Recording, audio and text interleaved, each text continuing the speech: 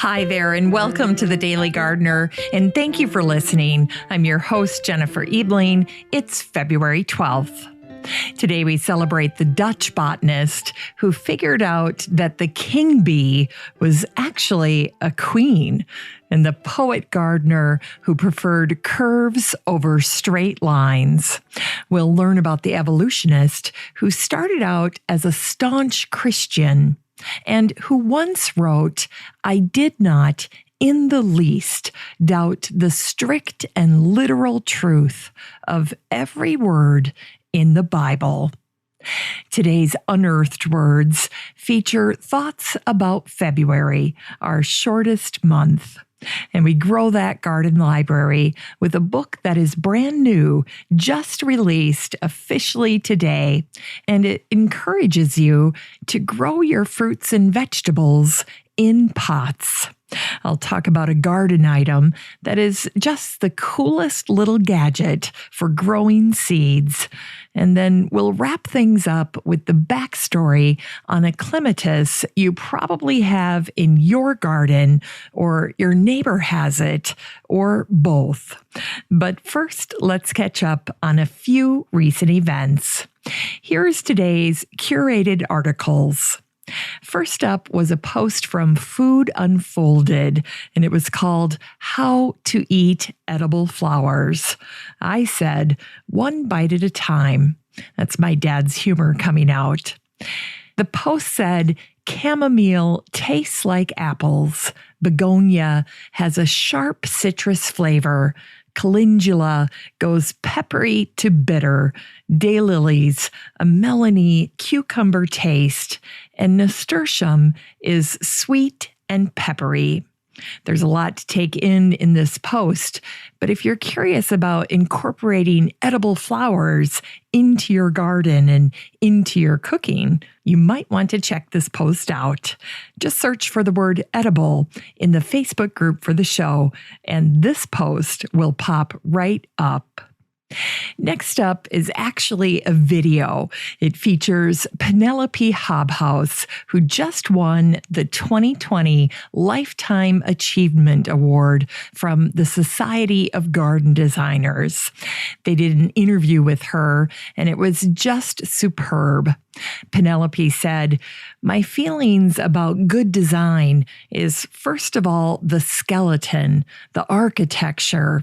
If you get the architecture right, you can fill it in with the plants you love." She said, "I was 82 or something like that when I came here." She's talking about her current place. She said, "I knew it was my last garden, and that's what really made me plant this as an architectural garden with flowers in between green architecture. I only wanted plants I really loved, and that's what I've done." And I thought that advice was so wonderful. We should all take a lesson from that. We shouldn't wait until we're at our last garden to figure that out. Plant the plants you love and focus on those. Aside from all of the wonderful advice that Penelope sprinkles in this short little YouTube video, it's just marvelous to see samples of all of the gardens that she's touched and had such an influence on over the years. Sarah Morgan, who's the chair of the Society of Garden Designers, said, "Penelope Hobhouse has influenced and inspired garden design for decades. Self-trained in practical horticulture and design, she nevertheless forged a hugely successful career thanks to her love and knowledge of plants and instinctive design talent." And I personally love Penelope's books, so you should check those out as well when you get a chance. If you'd like to watch this video, and I hope you get a chance to because it really is great, just search for the word Penelope, and this post will pop up. Now, if you'd like to check out these curated articles for yourself, you're in luck because I share all of the posts that I curate and share on the show in the Facebook group for the listener community for the show. So all you have to do to join this very free group, and it's completely spam free too, by the way, is to head on up to the search bar the next time you're in Facebook and then just search for the Daily Gardener Community. The group will pop up. You can request to join. That's going to make a notification come up on my phone. I'll see that you're a real person, and then I'll admit you into the group. It's just that easy. And then you'll get access to all of these articles. They'll show up in your feed. They'll be sprinkled in among the beautiful pictures of your friends and family. And then when a garden article strikes your fancy, you can check it out. I tend to pick articles that interest me, hoping that they interest you as well. So enjoy. Here's today's brevities. Today is the birthday of the Dutch biologist and entomologist Jan Swammerdam, who was born on this day in 1637. Before Jan's work, people believed that insects created spontaneously. Jan proved that insects were born from eggs laid by the female of the species, and that the larva, pupa, and adult were just different forms of the same species. After Jan dissected a female bee and discovered it had ovaries, he pronounced the head bee was a queen bee, quote, hitherto looked upon as a king. And here was Jan's description of male bees. He wrote, "The hive tolerates, during summer days of abundance, the embarrassing presence in the hive of 300 or 400 males, from whose ranks the queen about to be born shall select her lover. 300 or 400 foolish, clumsy, useless, noisy creatures who are pretentious, gluttonous, dirty, coarse, totally and scandalously idle, insatiable, and enormous." Well, that's pretty definitive. Jan's description of the hive's survival abilities is still as vibrant and relevant today. He wrote, "Should disaster befall the little republic, should the hive or the comb collapse, should man prove ignorant or brutal, should they suffer from famine, from cold or disease, and perish by thousands, it will still be almost invariably found that the queen will be safe and alive beneath the corpses of her faithful daughters." He continued, "For they will protect her and help her escape. Their bodies will provide both rampart and shelter. For her will be the last drop of honey, the wholesomest food. Break their comb 20 times in succession. Take 20 times from them their young and their food. You still shall never succeed in making them doubt of the future." Love that. And today is also the birthday of the poet and gardener William Mason, who was born on this day in 1724. The Reverend William Mason was also a writer, an artist, and a garden designer. Mason is remembered for creating the romance of the country house garden. Here's how he did it. In 1775, at Newnham, near Oxford, England, Mason designed a flower garden for his friend Lord Harcourt. To many, this garden was a turning point and marked the beginning of what came to be known as romantic flower gardening.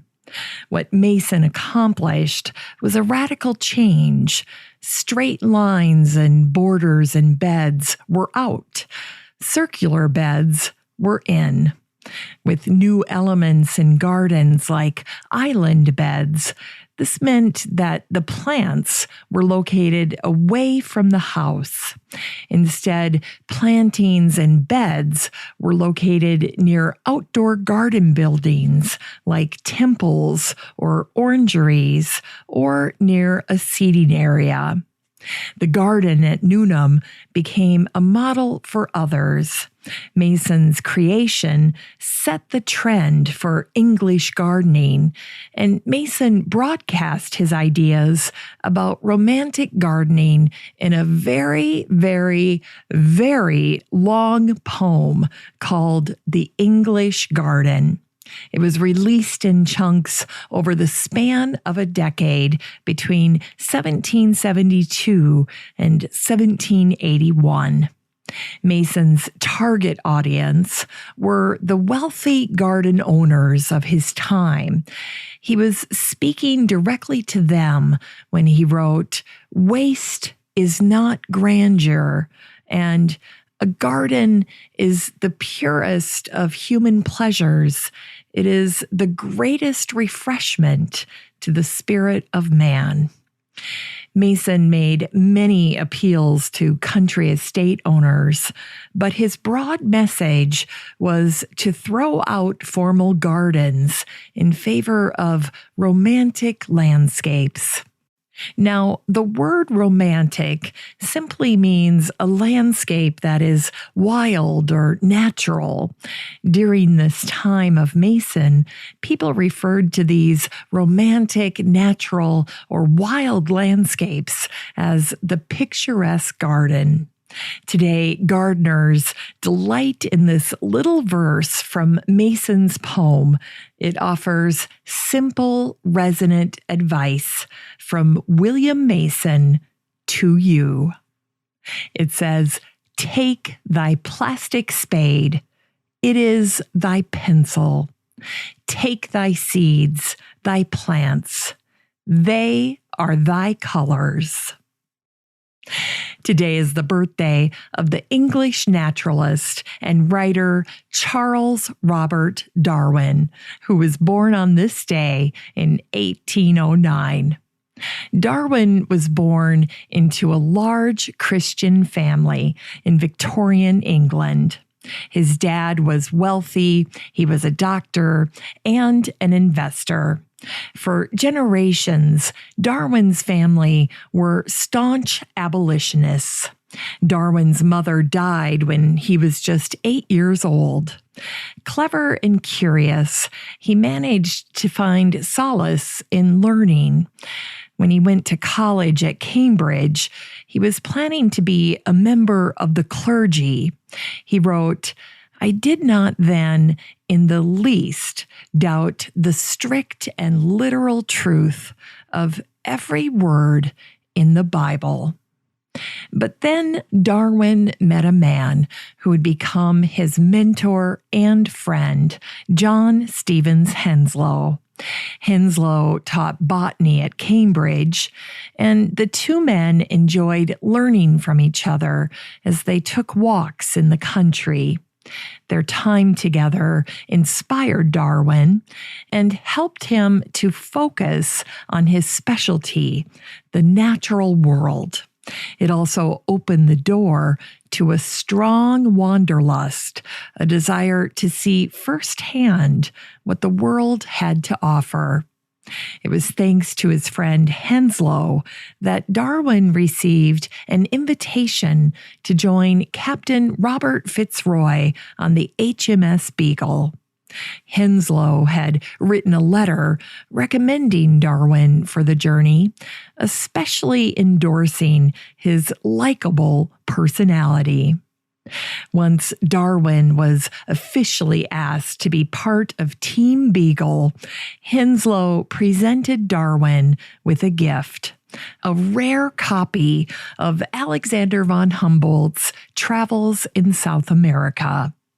In the book, Henslow had inscribed these words, J.S. Henslow to his friend C. Darwin on his departure from England upon a voyage around the world, 21st September, 1831. Darwin treasured this gift above all others, and at his death, the book was safely brought to Cambridge University Library, where it remains to this day.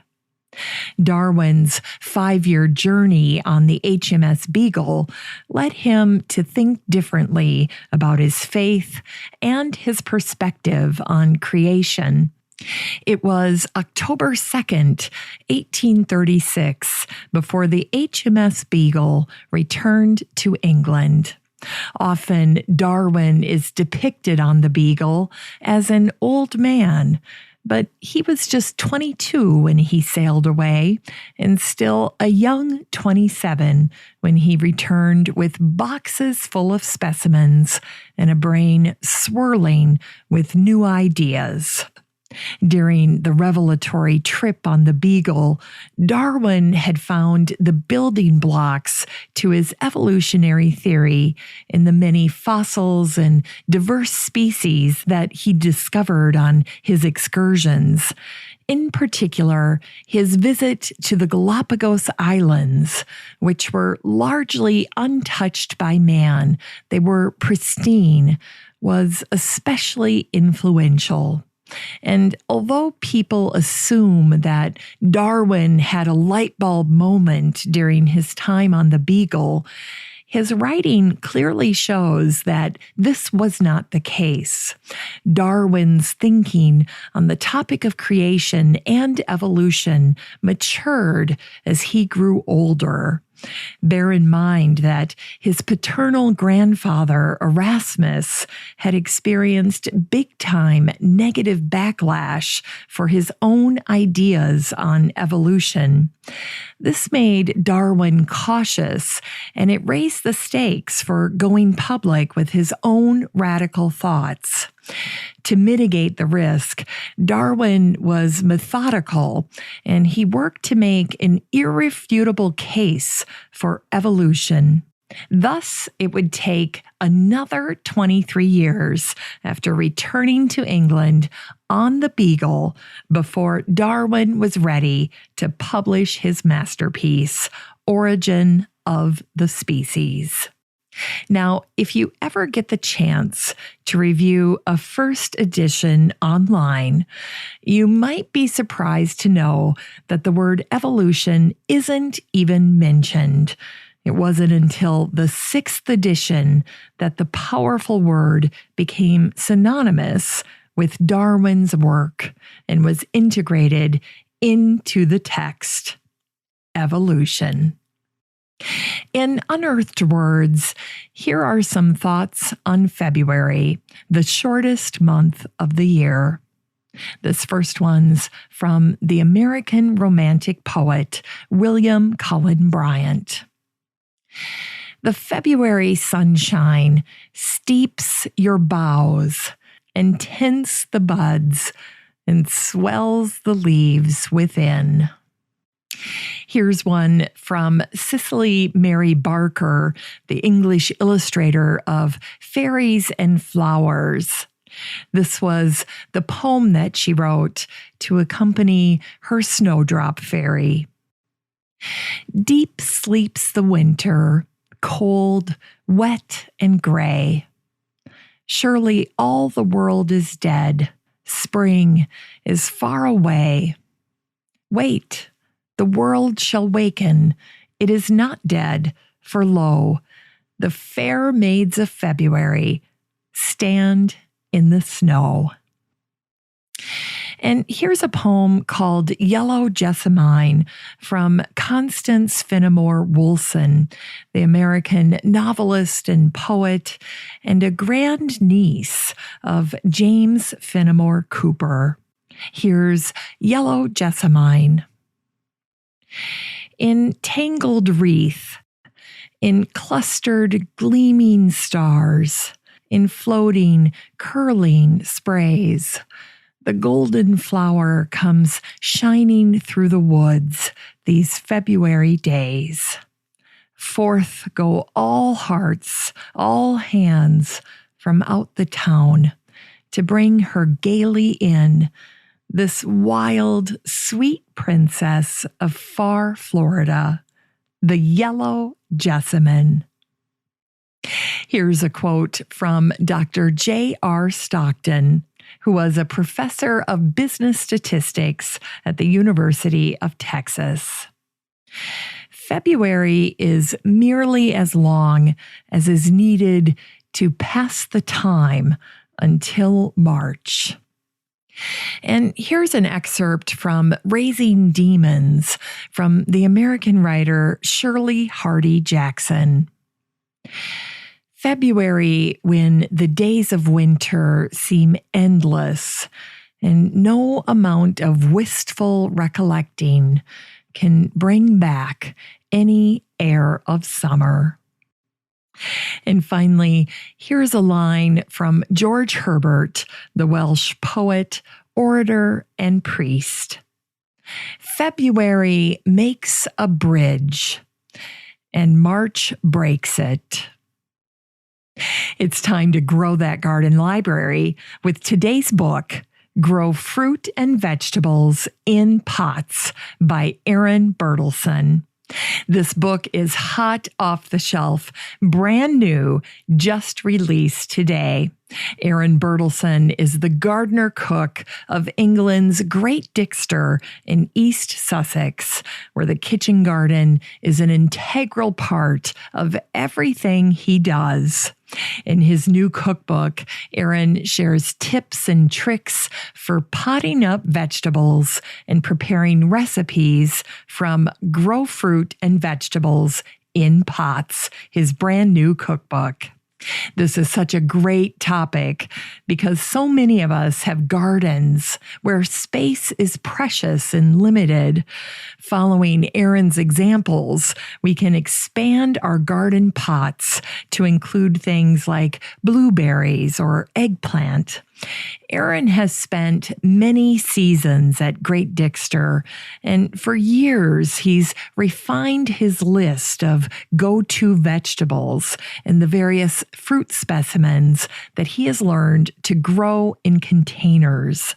And now he's sharing that advice with all of us so that we can learn what crops will grow best in pots.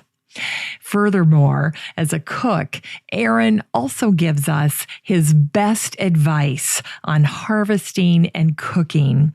This cookbook features over 50 wonderful recipes, and the photos of these incredible dishes are so inspiring that you're going to want to expand what you're growing so that you can try some of Erin's novel food ideas. Thanks to Erin, once again, we've learned that space is not an excuse to not garden, and it certainly isn't a barrier to creativity or variety when it comes to what we plant. We just have to think more strategically about our gardens and search more diligently for wonderful examples to follow. Erin and Great Dixter give us a wonderful blueprint for amping up the productivity in our garden space through the use of pots and the excitement that we can have in our own small garden spaces by following his lead. You can get a brand new copy of Grow Fruit and Vegetables in Pots by Erin Bertelson and support the show using the Amazon link in today's show notes for $39.95. Brand new book, and it's fantastic. And here's today's great gift for a gardener. It's the Eschert Design Paper Pot Maker, and it's just $13.65. Escher Design says, our paper pot maker is part of a line that is for those who are passionate about gardening, cooking, and entertaining and have an eye for detail. Our paper pot maker is a clever tool that you can use to make seed pots from newspaper. It's fun. Instead of traditional flower pots that are made of clay or plastic or recycled materials, you can use homemade small paper pots. In no time at all, you'll be able to prepare a range of paper pots. And when the time comes to plant your young seedlings outside, you simply put them together with the paper pot in the ground, and the newspaper eventually goes away. It decomposes all by itself. When you buy the paper pot maker, you get the paper pot press and instructions on how to make the pots. This tool is one of my favorites. It's adorable. And you can get the Escher Design Paper Pot Maker and support the show using the link in today's show notes. It'll take you right to Amazon, where you can get one for yourself for just $13.65. Finally, here's something sweet to revive the little botanic spark in your heart. I thought you'd enjoy learning a little bit about the family behind the ubiquitous Jackman clematis. It's the one with the large, dark purple flowers with yellow centers.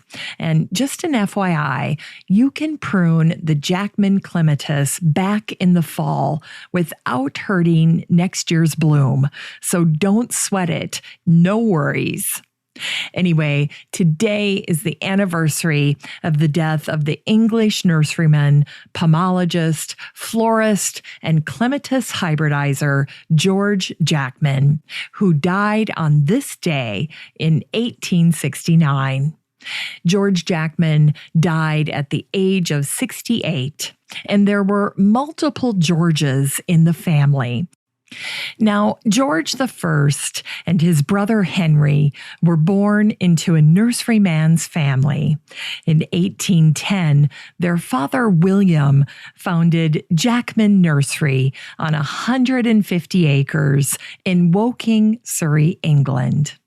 George I and Henry grew up learning the business alongside their dad. By 1830, William had turned the business over to his sons. But after a few years, Henry decided he wasn't interested in running the struggling nursery, and he left it for George I.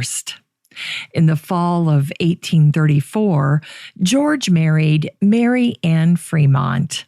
He was 33 years old, and in a little over 3 years, George II was born. The beginning of the year 1840 was a terrible time in the life of George I. He lost his wife Mary in January and his father William in February. In the span of just 25 days, George I and his 3-year-old son, George II, were alone. Needless to say, the nursery became the center of their world.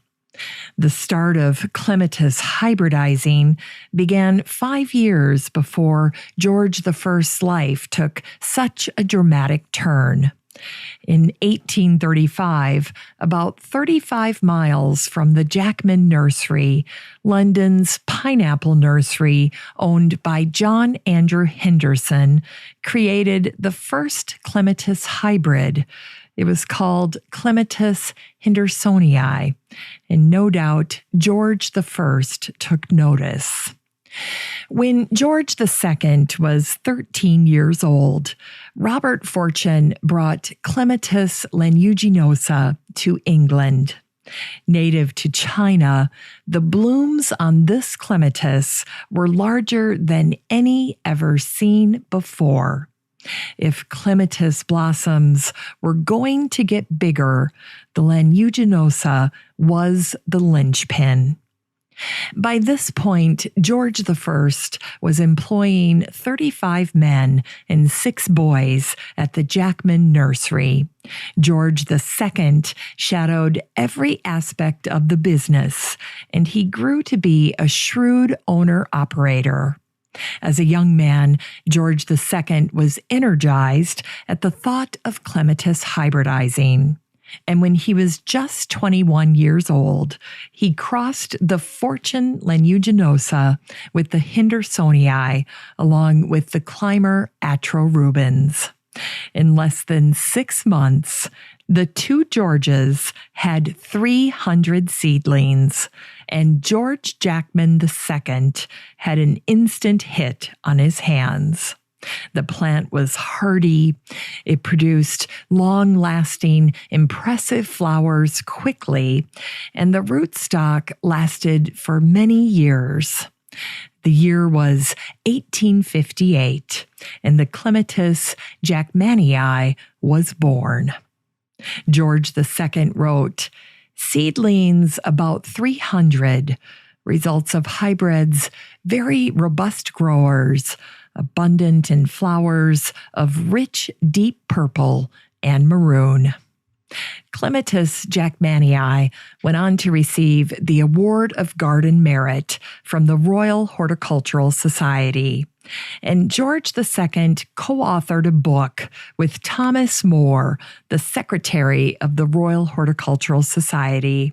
And the book was called Clematis as a Garden Flower. You can look through a copy of it for free online, and I put a link to it in today's show notes.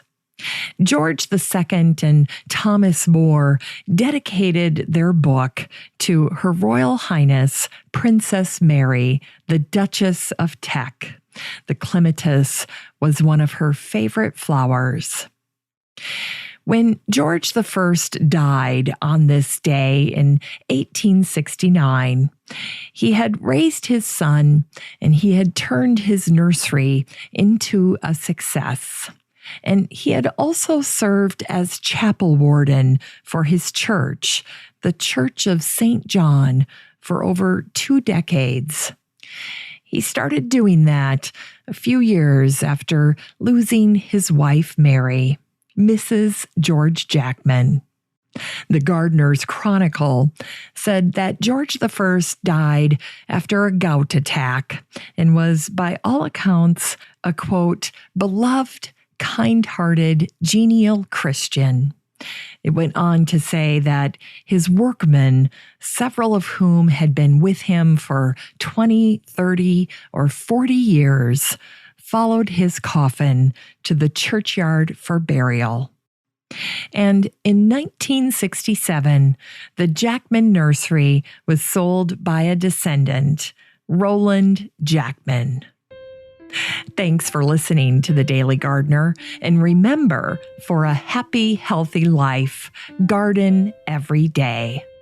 The Daily Gardener is produced weekdays in lovely Maple Grove, Minnesota. You can find complete show notes over at thedailygardener.org, and be sure to share the show with your garden friends. You can find The Daily Gardener on all your favorite social media, Instagram, Twitter, and Pinterest, and of course, Facebook. While you're over at Facebook, don't forget to join the Daily Gardener community. Just search for these 3 words, Daily Gardener Community. The group will pop right up and then request to join. Finally, I want to thank my team at Podfly Productions, where my fabulous editor is Eric Begay. Have a great day in the garden, and we'll see you tomorrow.